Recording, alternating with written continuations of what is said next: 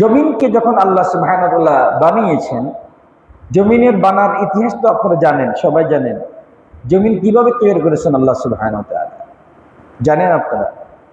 জমিন বানানোর ইতিহাস উপরে আল আরশ আলাল ফাওকিল মা, পানির উপরে আল্লাহর কি ছিল? আরশ ছিল। এই পৃথিবী সব কি ছিল? আগে কি ছিল? পানি ছিল। আসমান ছিল না, আসমান ছিল না, পানি ছিল, পানি, সব পানি। জমিনও ছিল না, সব পানি ছিল। আর আল্লাহর আরশ ছিল পানির উপর। আল্লাহর আরশ কোথায় ছিল? পানির উপর।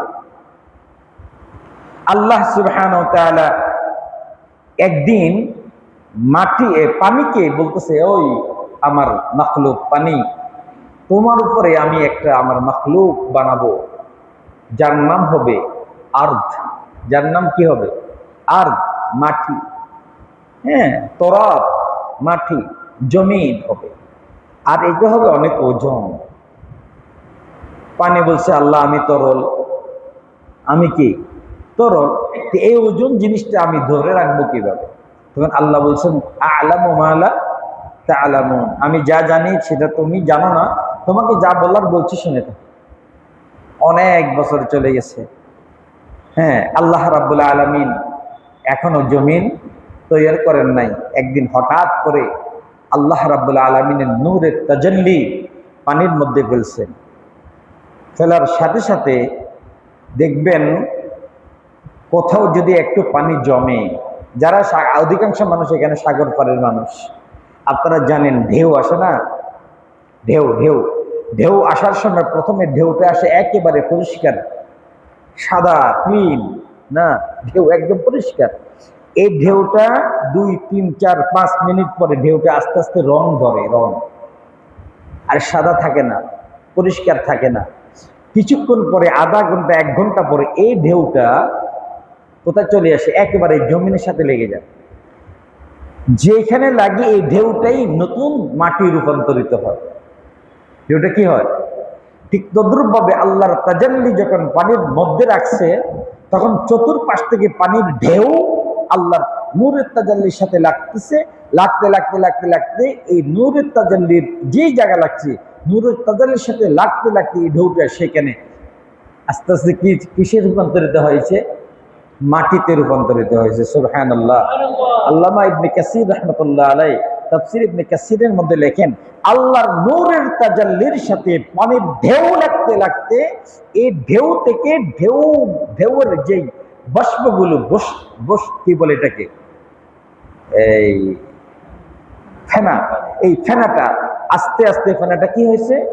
মাটিতে রূপান্তরিত হয়েছে। ওই যে আল্লাহর নূর, আল্লাহর নূরের এই যে সেখানে আল্লাহর নূরের চতুর্পাশে মাটি তৈরি শুরু হয়েছে। আস্তে আস্তে আস্তে আস্তে মাটি বাড়তেছে বাড়তেছে বাড়তেছে বাড়তেছে বাড়তেছে, কিয়ামত পর্যন্ত বাড়তে থাকবে। কিয়ামত পর্যন্ত জমিন বাড়বে। জমিন কখনো ছোট হবে না, জমিন কখনো ছোট হবে না, কিয়ামত পর্যন্ত বাড়বে, বাড়তেছে বাড়তেছে বাড়তেছে। দেখেন না, যেখানে স্তর স্তর আসছে সেখানে এইভাবে ঢেউ ঢেউ আসতেছে, ফেনাগুলি সেখানে বাঁচতেছে। আস্তে আস্তে দেখবেন, আপনার যারা স্তরের মানুষ দেখবেন আস্তে আস্তে কেন যেমন মনে হচ্ছে যে এই নদী একটু ওদিকে চলে যাচ্ছে, এদিকে চলে যাচ্ছে, এদিকে চলে যাচ্ছে, দেখা যান না?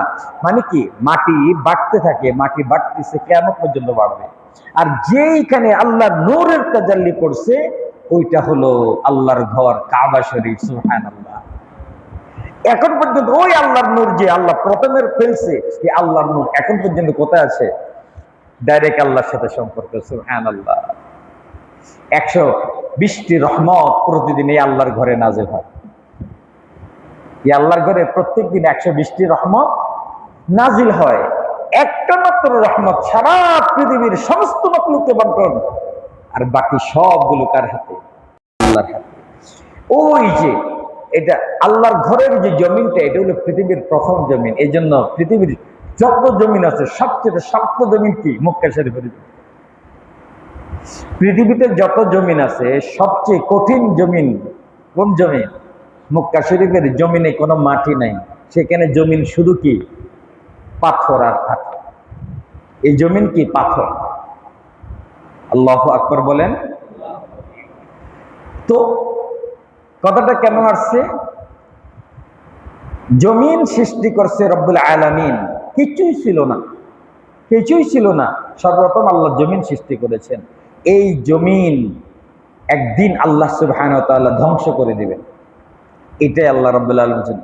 হ্যাঁ, জিবাল, আমি জিবালগুলো দিয়ে, পাহাড়গুলো দিয়ে, যখন আল্লাহ পাকের যখন নাকি মাটি সৃষ্টি করছেন, আল্লাহর ঘর সর্বপ্রথম যখন মাটি সেখানে তৈরি হয়েছে, তখন মাটিটা এইভাবে এইভাবে কি নড়াচড়া শুরু করেছে, নড়াচড়া।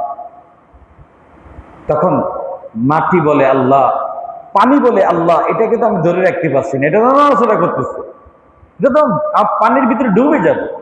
আল্লাহ বলে না, ডুববে না, আমি না ডুবার জন্য কাজ করতেছি। কি করছেন? ওয়াল জিবালা আওতাদা, এই পাহাড়গুলো বানিয়ে আল্লাহ, দেখেন আল্লাহর ঘরের চতুর্পাশে পাহাড় না, খেয়াল করছেন আপনারা? আল্লাহর ঘরের চতুর্পাশে পাহাড়, এখন না একটু কাটছে, এদিকে এদিকে কেটে কেটে কিছু রাস্তা করছে, সুড়ঙ্গ রাস্তা করছে। কিন্তু আগে আমিও যখন গিয়েছি 1998-99 সালে, যখন, তখনও আল্লাহর ঘরের চতুর্পাশে পাহাড়ই ছিল, সুড়ঙ্গ পথ মাত্র 2টা ছিল। এখন তো শত শত সুড়ঙ্গ পথ হয়ে গেছে। পাহাড় তখন কল্পনাও কেউ করে নাই আল্লাহর ঘরের চতুর্পাশে পাহাড়গুলো কাটবে, সেখানে বিল্ডিং হবে, সেখানে বড় বড় ইমারত হবে, কল্পনাও কেউ করে নাই। বিগত 20 বছর আগেও এতটুকু কল্পনা কেউ করে নাই। এই 20-25 বছরের মধ্যে মক্কা যত উন্নত হয়েছে, 20-25 বছরের মধ্যে উন্নত হয়েছে, আগে এগুলি কেউ কল্পনাও করে নাই। আল্লাহ রাব্বুল আলামিন এই চতুর্পাশে পাহাড় দিয়ে আল্লাহ মাটিটাকে কি করছেন? হ্যাঁ, প্যারাক মেরে দিয়েছেন। মানে কি, যেহেতু পাহাড় আছে আর মাটি কি করে না, নড়াচড়া করে না।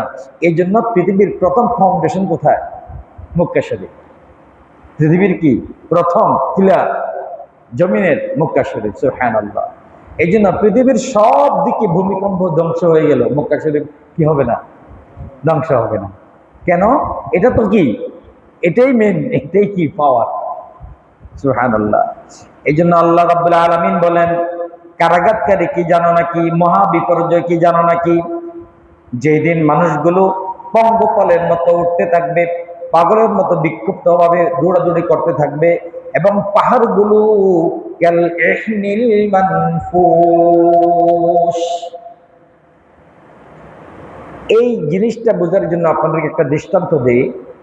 এই যে ল্যাপ তোষক বানাতে দোকানগুলো আছে না,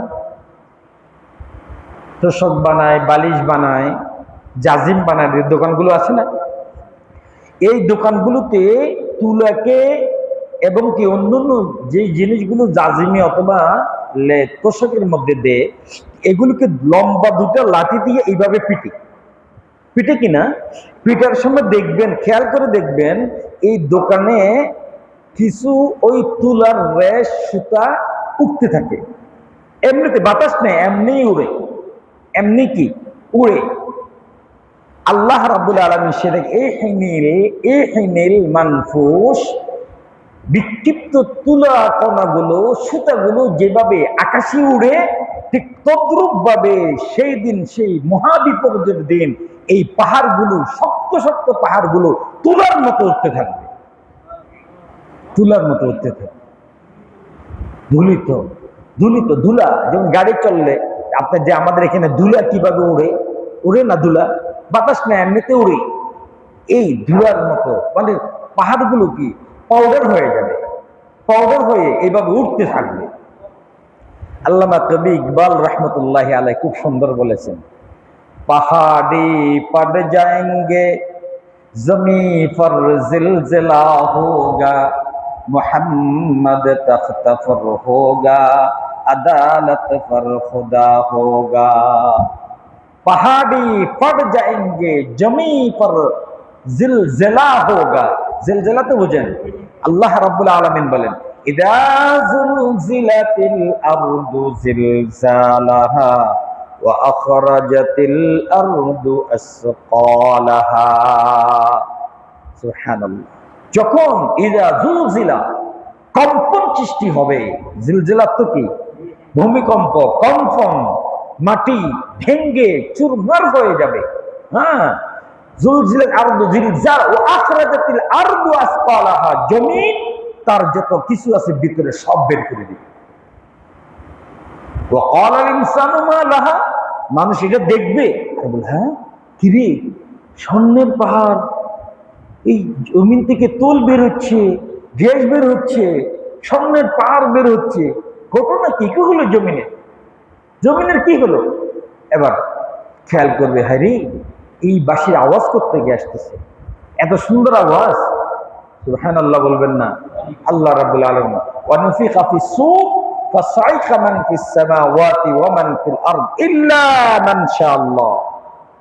সিঙ্গাফু দেওয়ার সাথে সাথে আসমান জমিন ভেঙে টুকরো টুকরো হয়ে যাবে, জমিনের অস্তিত্ব থাকবে না, আকাশের সাত আসমানের সাত জমিনের কোনো অস্তিত্ব থাকবে না। একটা জিনিস মনে রাখবেন, সাত আসমান বানাতে আল্লাহর যতদিন লাগছে, সাত জমিন বানাতে আল্লাহর হুবহু ততদিন লাগছে।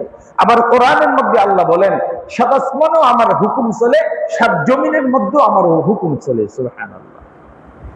সাত আসমানের প্রতিটি আসমানে যেমন আল্লাহর হুকুম চলে, সাত জমিনের প্রতিটি জমিনে আল্লাহর হুকুম চলে। সুবহানাল্লাহ বলবেন না? দেখেন, আজ পর্যন্ত পৃথিবীর যত বৈজ্ঞানিক, যত গবেষক আছে, তারা সবাই গবেষণা করে কি আকাশ নিয়ে, মহাকাশ নিয়ে। আজ পর্যন্ত শুনছেন জমিন নিয়ে কেউ গবেষণা করতে? শুনছেন? জমিন নিয়ে কেউ গবেষণা করতে পারে না, করেই না, মানে এরা করিও কোনো লাভ নাই, এরা জমিন নিয়ে কোনো গবেষণা করতে পারে না। কারণ তারা সর্বোচ্চ দেখেছে জমিন থেকে 12 কিলোমিটার নিচে পর্যন্ত যেতে পারে। ধরেন এখান থেকে নিয়ে যাত্রাবাড়ি পর্যন্ত এতটুকু নিচে গভীর পর্যন্ত যেতে পারে, আর নিচের দিকে যেতে পারে না। বিশাল বিশাল লোহার ডাকনা, পাইপ লাগার সাথে সাথে আগুন ধরে যায়, পাইপ লাগার সাথে সাথে কি আগুন ধরে যায়, নিচের দিকে যেতে পারে না। অথচ আল্লাহ বলেন, আমি 7 জমিন বানিয়েছি, যে জমিনে তোমরা আছো এই জমিনের নিচে আরো 6টা জমিন আছে। প্রত্যেকটি জমিনে মাখলুক আছে, প্রত্যেকটি জমিনে মাখলুক আছে।